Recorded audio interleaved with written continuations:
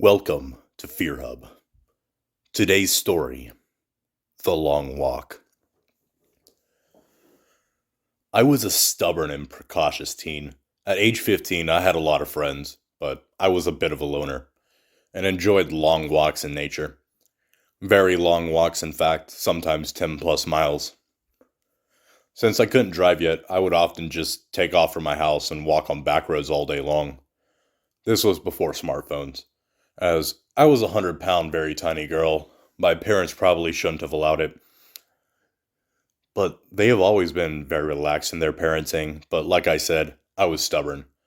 I also had an unhealthy attitude of invulnerability and naivety. On these walks, people would often pull over and ask me if I needed a ride. The vast majority were men. I never said yes. Usually I would respond politely with, "No thank you, I'm on a walk," and they would leave me alone. Maybe after an "Are you sure?" and a concerned look at most. This happened literally hundreds of times without incident.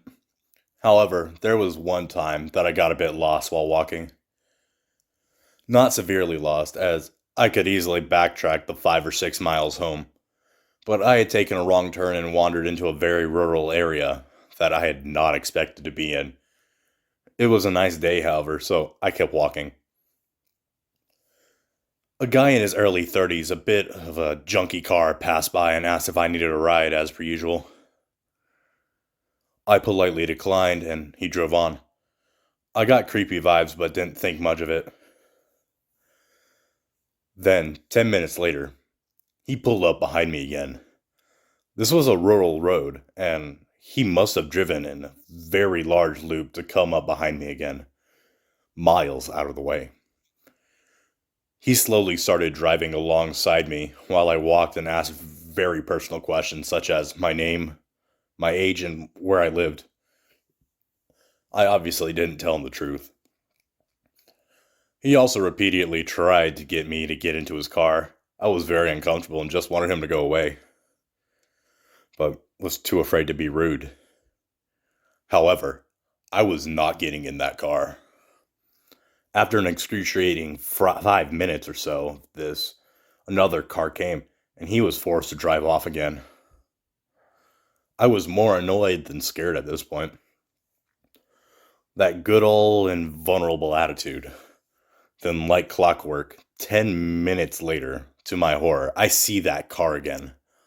This time, he didn't drive alongside me, but instead parked a few feet ahead of me at the side of the road. I don't know what came over me, but instead of panic, my brain just shut down and I became entirely dissociative. I decided to just ignore him. I walked by the car calmly, continuing my walk. I tried not to look at him, but I stole a glance. He was pointing something at me.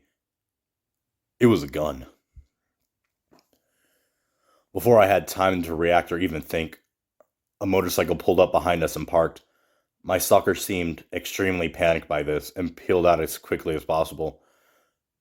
I must have looked freaked out because the motorcyclist, who looked like a dad type, was concerned. He asked me if I was okay and if I needed a ride. I gave my usual "no thank you, I'm on a walk," and he drove off.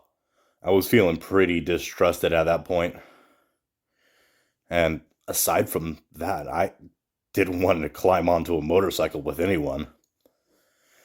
Even though he had saved me from something potentially very bad, looking back, I owe quite a lot to him. I'm not sure what compelled him to stop, but thank goodness he did. I then ran the long distance home, looking over my shoulder the whole way. I never saw the man again. I didn't tell my parents because I was afraid of them restricting my freedom.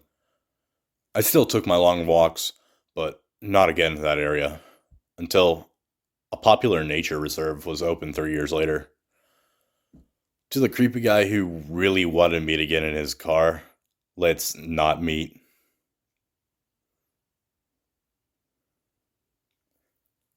Thanks everyone for tuning into this video.